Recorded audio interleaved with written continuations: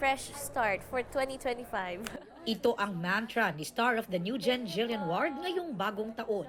Marami raw siyang handang yakapin na pagbabago this year.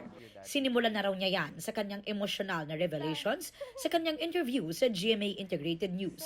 Gumaan daw ang kanyang pakiramdam dahil nagpakatotoo siya. This year, natutunan ko po na pag may nararamdaman ako or meron akong na-observe, tapos I want to speak about it, feeling ko po mas tama na talagang you express yourself.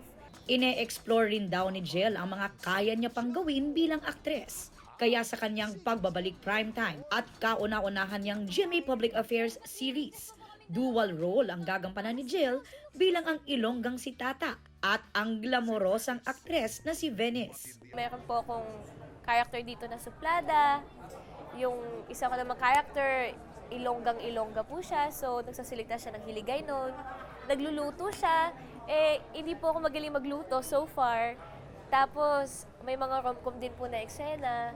Na-enjoy din daw ni Jill na makatambal si Michael Sager dahil nagtutulungan at komportable na raw sila sa set. Ang galing ni Jill talagang pag isang character siya, ramdam mo na siya yun. And doon ako na-excite kasi iba yung chemistry namin with the two characters. And iba pa din yung chemistry with Jillian itself. Actually, si Michael po, sobrang maalaga po siya sa mga ka-work niya. Dahil sa Iloilo ang setting ng serye, may padinagyang vibes ang MediaCon kung saan ipinakilala ang iba pang cast members tulad nina Teresa Loizaga, Arlene Mulak, Ara San Agustin, Lian Valentin, Andrea Del Rosario, Richard Kwan, Empoy, Vince Maristela at Jay Mana.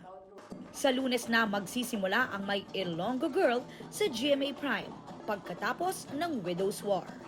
Aubrey Carampel, updated showbiz happenings.